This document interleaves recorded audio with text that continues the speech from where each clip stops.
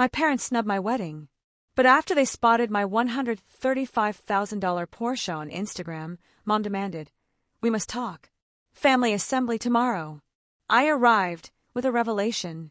Can you imagine standing in your wedding dress, moments away from walking down the aisle, only to realize the three people who should be there, your own family, have chosen to stay home?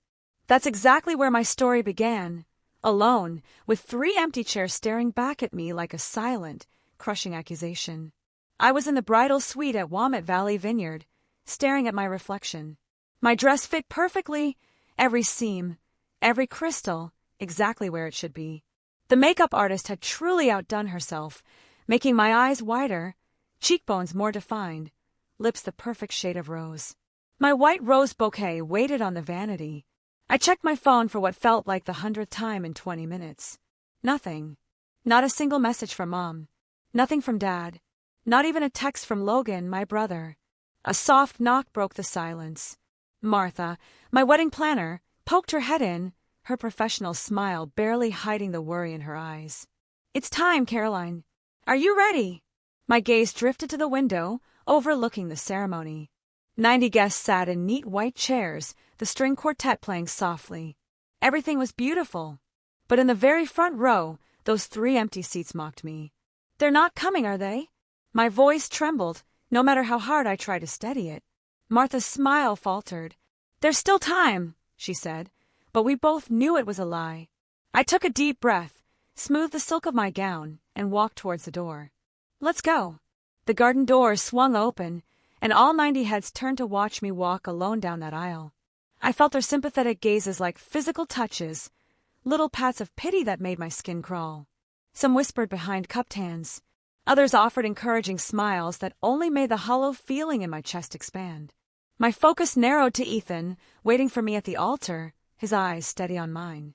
The love radiating from him was almost enough to push away the memory of my mother's voice just 3 days before. "We'll try, sweetie. Logan's firm has an event that weekend." Her dismissive tone had cut through the phone like I was asking her to decline a casual lunch, not attend her only daughter's wedding. "I can pay for the flights," I'd pleaded, desperation clawing at my throat. "The hotel. Anything, Mom, please." In the background, I heard my dad's voice drift through. "Tell her we're busy now." Placing one foot in front of the other, I forced myself to breathe. In out. One step, another step. I would not cry. I would not give them the satisfaction, even in their absence. When I reached Ethan, he took my hands. His fingers were warm, solid, real.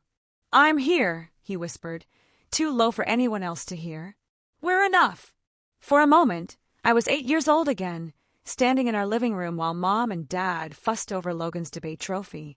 They positioned it carefully on the mantel, stepped back to admire it, took photos to send to relatives. Meanwhile, my art contest certificate sat forgotten in a kitchen drawer. I'd shown it to them earlier that day, pride bubbling up, explaining how my teacher said I had exceptional talent. Mom had just glanced at it and said, "That's nice, honey," before turning back to dinner. Later, Dad had ruffled my hair absently. "Logan needs more support. He's going places." He'd explained when I asked why they went to all his events, but missed my art showcase. "You understand, don't you, Caroline? It was always. Why can't you be more like your brother? He focuses on what matters." I tried harder after that. Academic awards, college scholarships, business success. Each achievement a desperate attempt to turn their heads in my direction. Each one noted with a distracted acknowledgement, if acknowledged at all. The ceremony continued around me.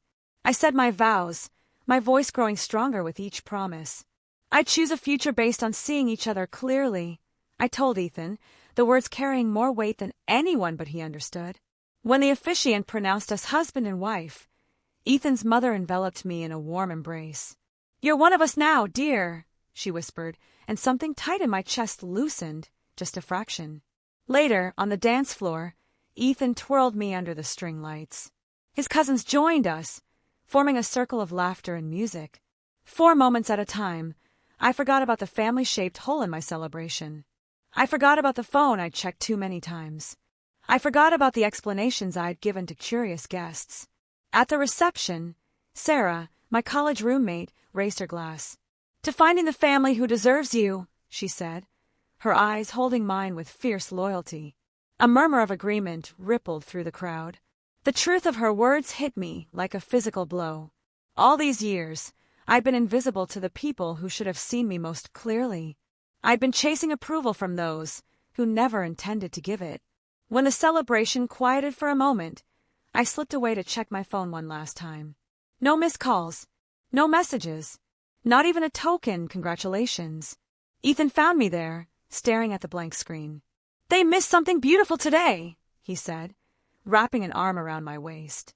I looked up at him, at the man who had never once made me feel like I needed to earn his attention. I thought of his family who welcomed me without reservation. I thought of friends who traveled across the country to stand beside me. I set the phone down. "Their choice," I said, feeling lighter than I had in years. "Not my burden." And for the first time, I almost believed it. 2 years later, I leaned back in my ergonomic chair, staring at the notification on my computer screen.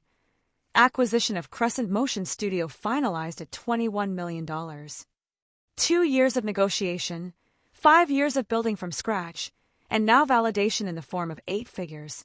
My office door burst open as my team flooded in with bottles of champagne and plastic flutes. To Caroline, Jen, my creative director, raised her glass. The woman who built something from nothing while certain people weren't looking.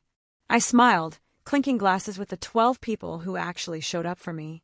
Unlike my family, we were celebrating when my phone buzzed. An Instagram notification. Logan posting about his twins' private school fundraiser. I knew I shouldn't look, but I did anyway. There they were. Mom and Dad, flanking Logan and his wife Hannah, their identical daughters in matching plaid uniforms. The caption read, "Family tradition continues.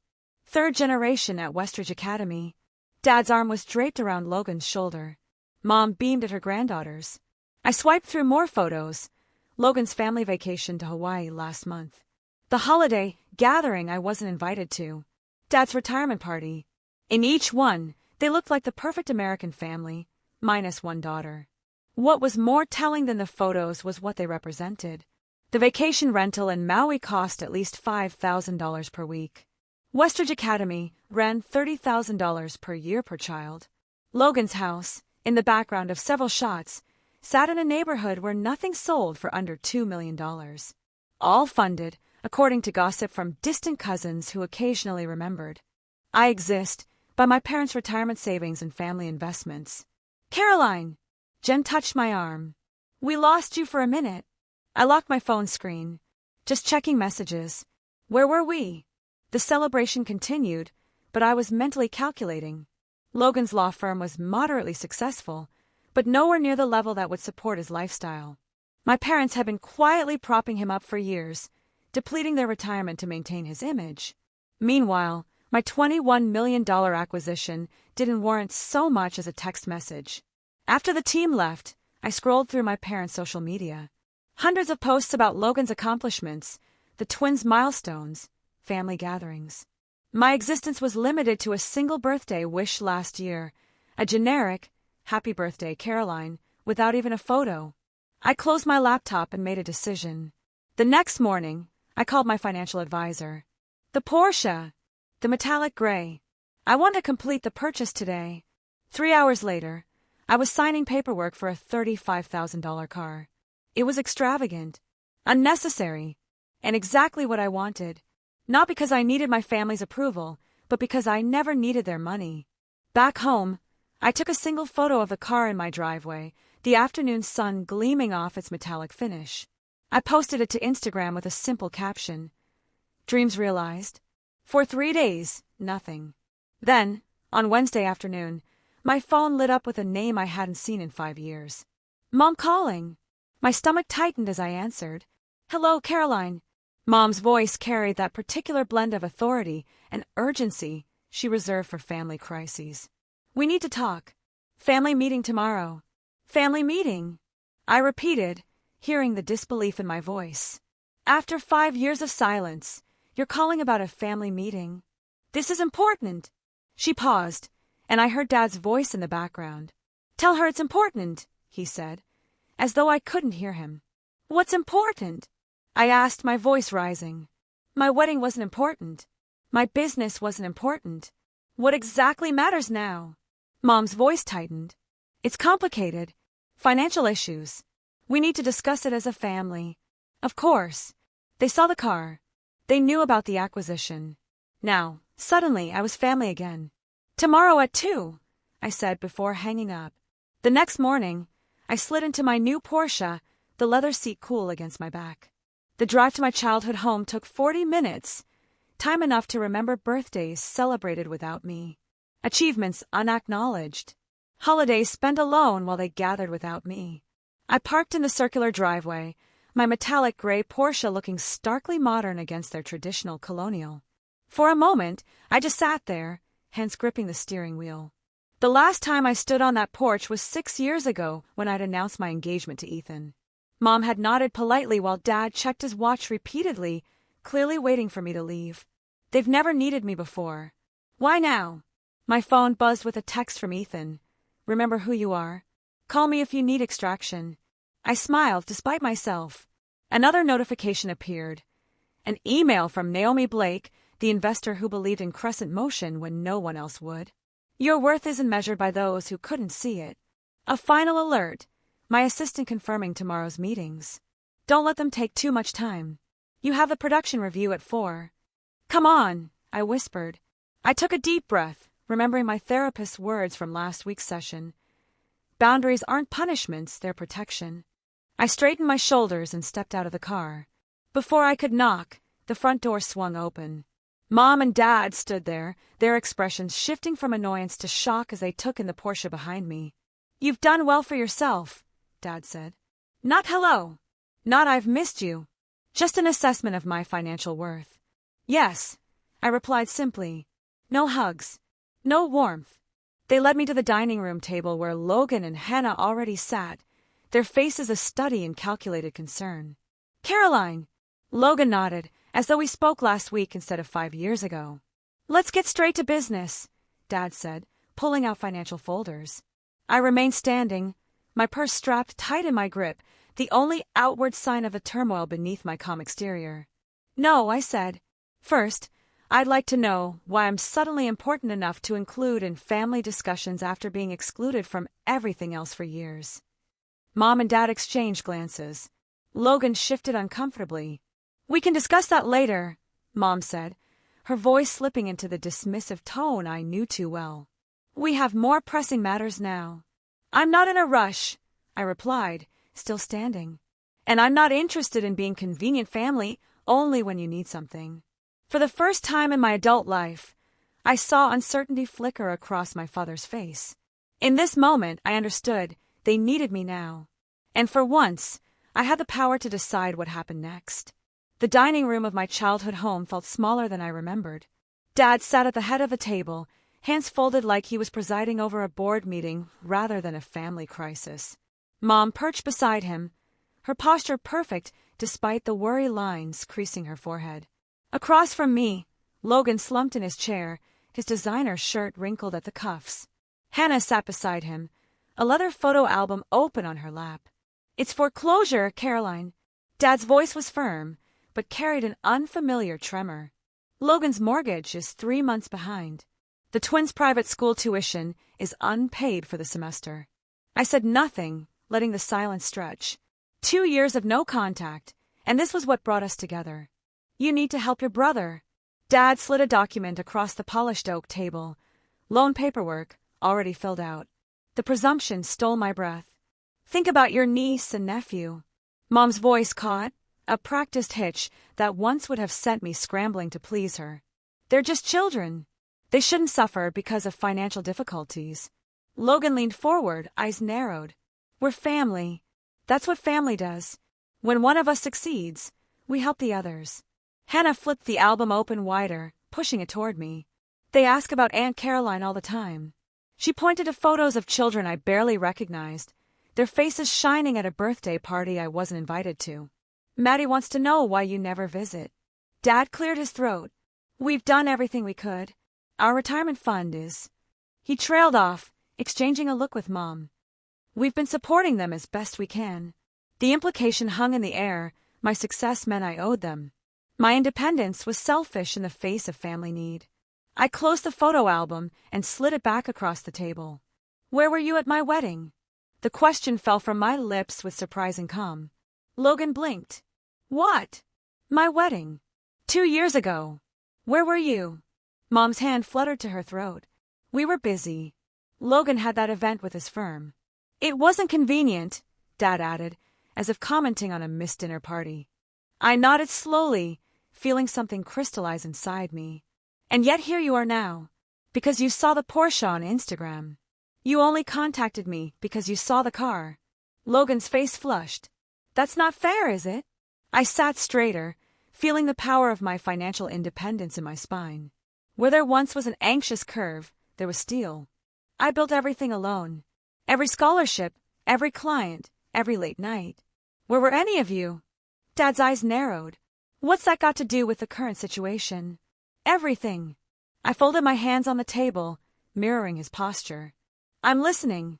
Tell me why I should write a check today. Logan slammed his hand on the table. You always had to prove something. Always showing off how smart you were, how creative, how special. Some of us were just trying to live normal lives. Dad's hand settled on Logan's shoulder. Your brother had more potential. We had to nurture that. You were always so independent. We're still your parents, Mom whispered, tears gathering in her eyes. Despite everything, you were parents in title only. My voice remained steady, surprising even myself. You missed my high school graduation. You missed my college scholarship ceremony. You missed the launch of my company. You missed my wedding. I tapped the table with each missed milestone. You missed my life. And now you want to share in what that life has built. Caroline, Dad started. You don't get to build this success, I continued. You don't get to share it. My phone vibrated in my pocket. I glanced down to see Ethan's message. You okay? Meeting running long. As always, the sight of his name brought back Naomi Blake's words when she invested in my startup. You don't need approval from anyone who can't see your light. I thought of my team at Crescent Motion, their faces shining as we toasted the acquisition, people who chose to see me, to support me, to believe in what I could build. In my briefcase rested the contract for the foundation funding, signed by the board last Tuesday. People who trusted me with purpose, not just money. Dad slid the loan paperwork closer to me. We're only asking for what's reasonable. Family helps family. The interest rate is quite fair, Mom added, as if offering a favor. Logan's smirk returned, confident now. Blood is thicker than water, care. I stood slowly, deliberately. The motion drew their eyes, their bodies leaning forward expectantly. I reached for my briefcase and set it on the table with a soft thud. I've made a different decision, I said. Logan's eyes fixed on my hands as I unlatched the briefcase. Dad shifted forward in his chair. Mom's fingers twisted the napkin in her lap. Instead of a checkbook, I withdrew a single document and placed it on the table. This, I said, smoothing the paper with my fingertips, is the announcement for the Rivera Media Scholarship Foundation. $16 million to create opportunities for young women in digital media arts. The press release goes out tomorrow morning. $16 million. Logan choked out the number. Named after Ms. Rivera, my high school media arts teacher, the woman who attended my gallery showings when my family was too busy. I looked at each of them. The money is legally protected in a foundation trust. The board approved the allocation last week. Silence fell like concrete across the table. I'm helping girls who never got the applause I didn't get, I said, gathering my belongings. That's what family means to me. Logan's face contorted, veins standing out on his forehead. You're wasting it on strangers. On nobodies. Girls who deserve better than what I got. I snapped my briefcase closed. Girls who need someone to see them, to invest in them. My parents sat stunned, staring at the paper that represented millions they'd never touch. I picked up my phone, turning the screen toward them. A recording app displayed an active timer. 36:14 and counting. I've also documented every manipulative message from today, I said quietly. Every threat, every demand, every guilt trip. Just in case anyone gets creative with legal claims against the foundation. I walked toward the door, my footsteps echoing in the silence behind me. I heard Logan's chair scrape back violently. You can't just leave. His voice cracked. We need that money. I paused at the threshold, not turning back. No, Logan. What you needed was to show up. At my graduation. At my company launch. At my wedding. I placed my hand on the doorknob. But that opportunity has passed. The door closed behind me with a soft click that sounded like freedom. The Porsche purred beneath me as I drove away from my childhood home. My knuckles, once white on the steering wheel, were no longer clenched. The further I got, the steadier my hands became. I pressed the call button on my dashboard. It's done, I told Ethan when he answered. They showed exactly who they are. How bad was it? His voice filled the car, concern wrapped around each word. Exactly what we expected. I took a deep breath, feeling lighter than I had in hours. Logan lost his mind when I showed him the foundation paperwork. Dad tried to salvage the situation, but Mom just kept crying about family obligation. Are you okay? A fair question. I glanced at myself in the rearview mirror, surprised to find no tears, no flush of embarrassment, only a clear-eyed woman looking back. I'm better than okay. For the first time, I saw them clearly, without hoping for something different. I'm proud of you, Ethan said. Remember, Foundation Board meeting at 9 tomorrow morning. Everything's ready for the press announcement. The timing had been deliberate. Establish the foundation legally before any family confrontation. Schedule the announcement before they could regroup. No emotional pleas, just legal structures they couldn't penetrate. The Rivera Media Scholarship would be my legacy. Not a family drama. I'll be ready, I promised before ending the call. The first message came at 11:47 p.m. By midnight, my phone buzzed continuously with family emergency texts. I silenced it and placed it face down on my nightstand. The house was quiet, except for Ethan's steady breathing beside me. I didn't need to read their messages to know what they contained. Morning brought 6 voicemails from my mother. The progression was evident in her tone, from weepy pleas about family unity to sharp accusations of betrayal, culminating in threats about what people will think of a daughter abandoning her family in their time of need. You've dealt with worse, I told myself as I applied mascara, the morning routine grounding me. My navy suit, the one I wore when signing the acquisition papers, hung ready on the closet door. Ethan handed me coffee in my favorite mug. Logan's been calling business associates, he said, scrolling through his phone. And your dad tried reaching my uncle. Predictable. I took a sip, the coffee bitter but fortifying. They're moving faster than I expected, but not more cleverly. The Foundation Board meeting went smoothly. 12 accomplished women from media and finance, all personally vetted, all committed to supporting young female artists. The press release was approved unanimously. Launch details finalized. The first scholarship recipient would be selected in 6 months. I was reviewing an event venue proposal when Janine from reception called. Miss Rivers, your family is here. They're causing quite a scene. Through the glass walls of my office, I could see security already moving toward the lobby. I straightened papers that didn't need straightening. Have security escort them out, please. Calmly and professionally. I watched through the windows as my mother's voice rose over the general office hum. My daughter is abandoning her family. Her hands gestured wildly, her pearl earrings swinging with emotion. Logan stood beside her, arms crossed, face flushed with that particular shade of red it used to turn when he was denied something as a child. My team watched me for cues. I stood, smoothed my skirt, and walked to my office door. It's being handled, I told them with a calm I'd practiced for this moment. Let's continue with our work. Security escorted my family toward the elevators. Logan's voice carried back. This isn't over. We have family obligations you can't just ignore. That evening, I drafted a single email to all 3 of them. I have documented your harassment at my workplace. Any further attempts to contact me at my office will result in a formal complaint. All communication regarding family matters must be directed through my attorney, whose contact information is attached. Caroline, direct and clear, said Patricia, my therapist. 2 days later, we sat in her sunlit office, the faint smell of jasmine tea between us. How did it feel sending that? Necessary. I traced the pattern on the armchair. Not satisfying, exactly. More like setting a boundary. She offered. Yes. I looked up at her. They're showing who they've always been, aren't they? People tend to reveal themselves under pressure, Patricia said. What you're seeing now isn't new behavior. Just intensified. The realization washed over me. Simple, but profound. All those years, the childhood neglect, the absent parents, the way they appeared only when I had something to offer. I wanted their love, but they wanted my resources. My voice trailed off as connections formed. It wasn't my job to earn their love. It was their job to give it freely. And now, Patricia prompted.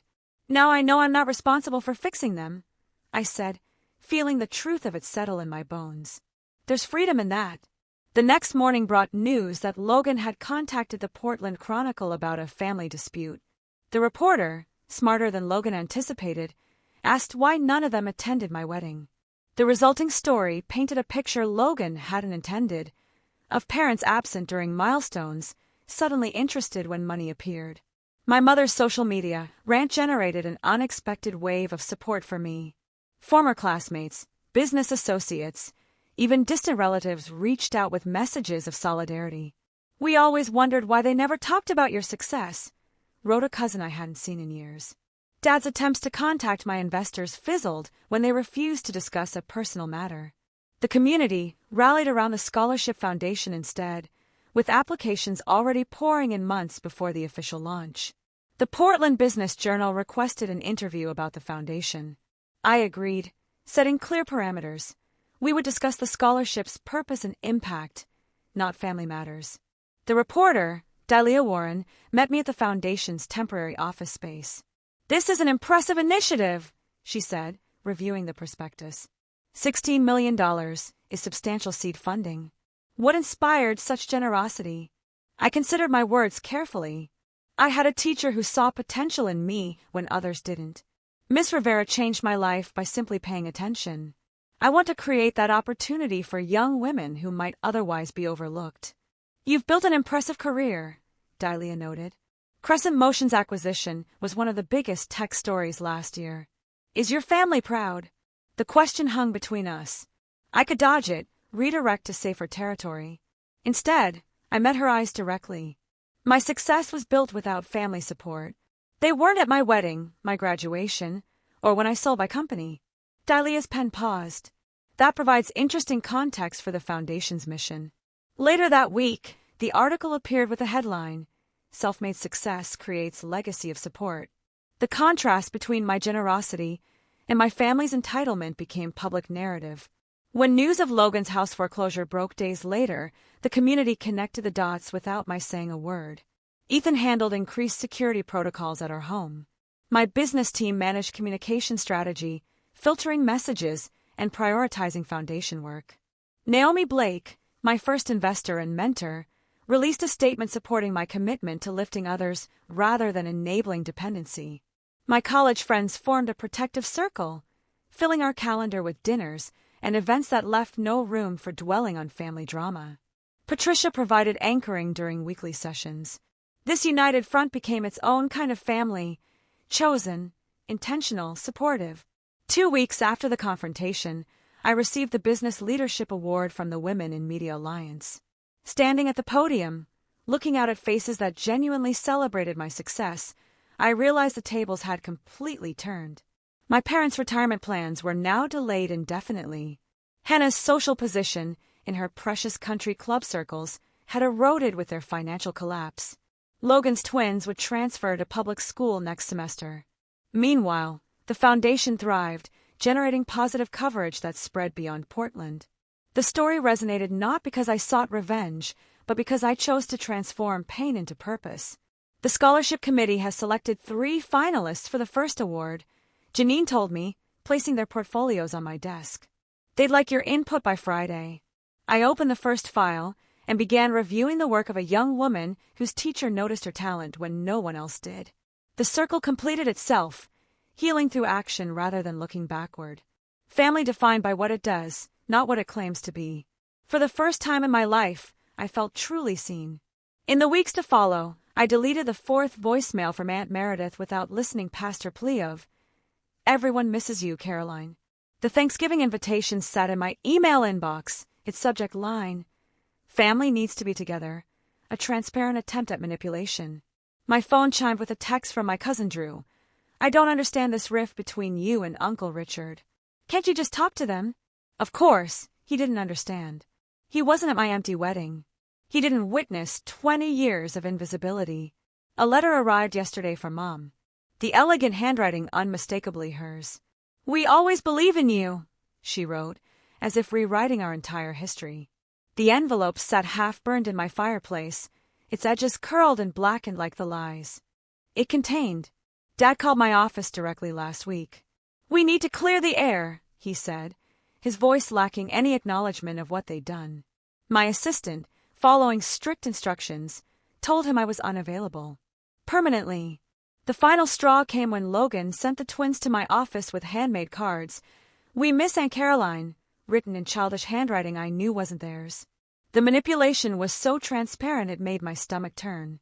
They're using every emotional lever they can find, Ethan observed that evening, examining the cards on our kitchen counter. They're desperate. I flipped through the week's collection of attempts. But they still haven't actually apologized. The family attorney called next, his voice professionally neutral. There are moral obligations to consider, Caroline. Family ties carry certain responsibilities. The implication was clear.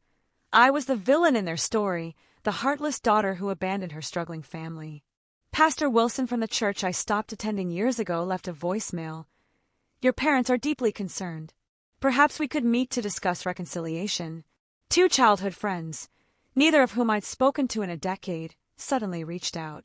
Your parents seem so heartbroken, said one. The holidays are for forgiveness, said the other. When Logan's wife, Hannah, emailed photos of the twins in Halloween costumes, the children ask about you constantly.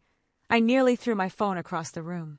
They're framing this entire situation as my responsibility, I told my therapist during our weekly session. My forgiveness, my duty, my failure to be the bigger person. And how does that make you feel? She asked, her eyes steady on mine. Angry, I admitted, but also validated. They wouldn't fight this hard if they weren't afraid of losing control. The foundation selection meeting provided an unexpected challenge. The committee recommended a scholarship for Maya Harrison, a 17-year-old filmmaker whose application video showed remarkable talent and painful familiarity. She reminds me of myself. I told Ethan that night. Quiet, determined, overlooked. I watched her interview video again. Maya's eyes held the same weariness I saw in my own wedding photos. She talked about finding her voice through filmmaking when her family couldn't hear her. What if I'm wrong to cut them off completely? The question slipped out before I could stop it. Ethan sat beside me on the couch. What brought this on? Maya, if I'm telling these girls to find their strength, am I modeling that by running away from my family?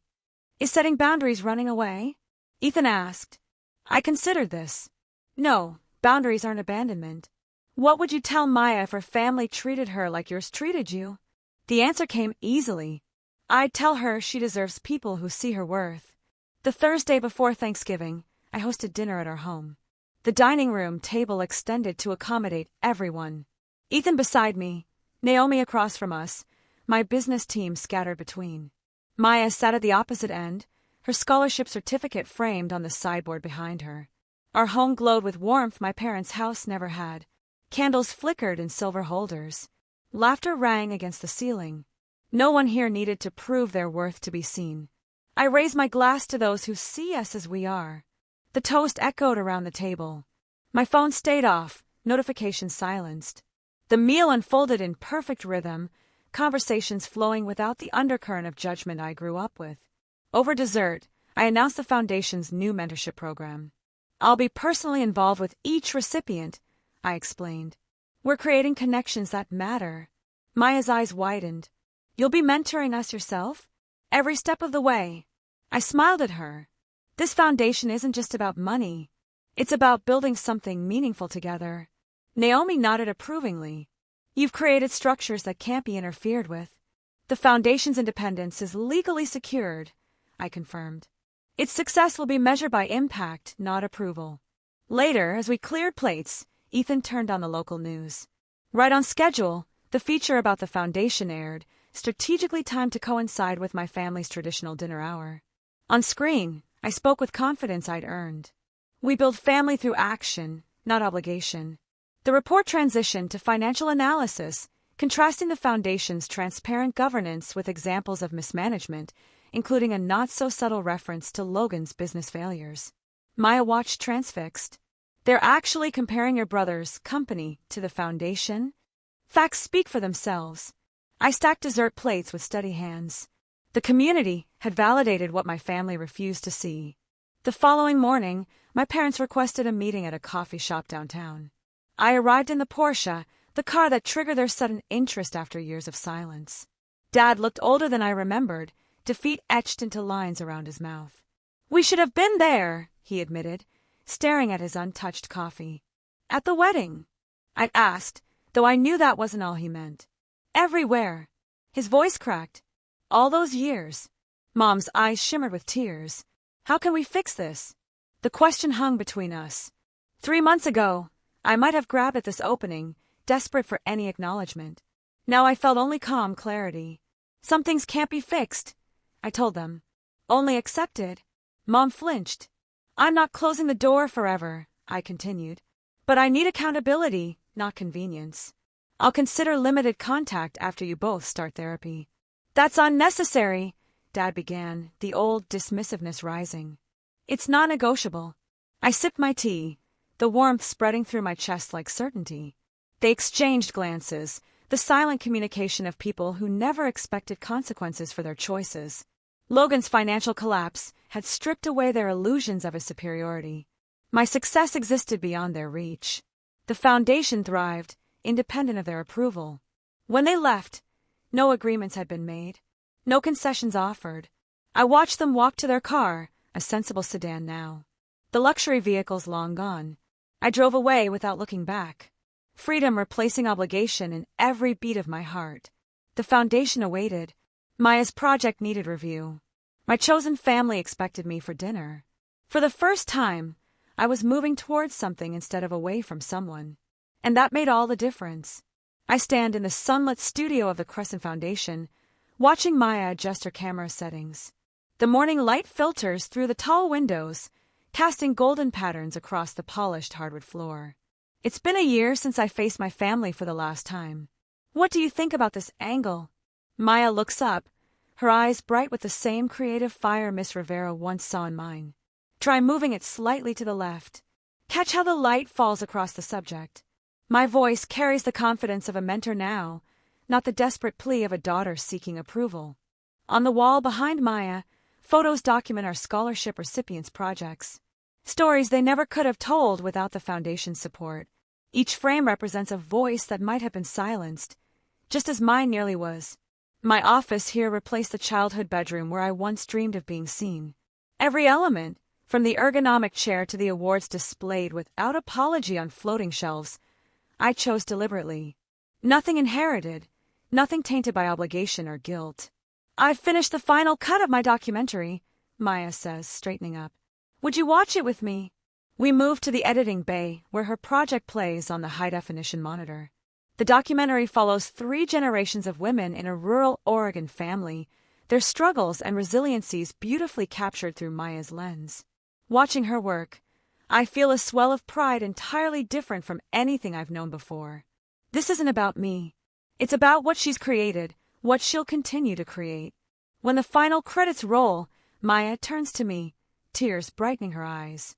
"You're the reason I believe I can do this," she says, wrapping her arms around me in a spontaneous hug.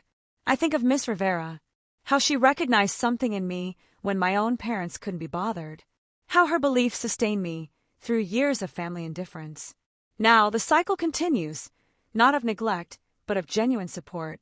Later that week, I stand at the podium of the Portland Arts Center accepting a Community Leadership Award. The audience applauds, a sea of faces turning toward me with appreciation, not pity. Ethan sits in the front row, beaming with unrestrained pride. There are no empty seats causing me pain tonight. No phantom family members I wish were here. Every person in this room sees me, truly sees me for who I am. "Thank you." I begin, my voice steady. This journey began in invisibility and has led to impact. 4 years, I measure my worth by the approval I couldn't earn from people who refused to give it. I pause, letting my gaze sweep across the room. Now I measure it by what we build together. The standing ovation washes over me like a cleansing wave. My therapist calls it post-traumatic growth, the strange peace I found after accepting that some wounds never fully heal. I maintain careful boundaries with extended family. Holiday gatherings now center around chosen family, celebrations filled with genuine joy rather than dread. Ethan and I have established our own traditions. Naomi's retirement party at the foundation last month brought together the circles of support that lifted me when blood ties failed. The emergency fund for students facing financial hardship, my latest project, ensures that talent isn't crushed by circumstance. I understand now what these young women need because I lived without it. Unconditional belief in their potential. Driving home through Portland in my Porsche, I passed the coffee shop where I once edited videos on a borrowed laptop. Through the window, I catch a glimpse of my parents walking on the sidewalk. Our eyes meet briefly. I don't stop. There's no pain in this moment, only peaceful acknowledgement. They taught me what love isn't. Ethan and my work taught me what it is. Tomorrow, Maya sets up for her next project. I'll be there, camera in hand, showing her techniques I've mastered over years of making myself visible. Family isn't who raises you, it's who lifts you. Have you ever found your true family in the most unexpected places? Or had to make a tough choice between blood and boundaries? Let me know in the comments below. I really want to hear your stories.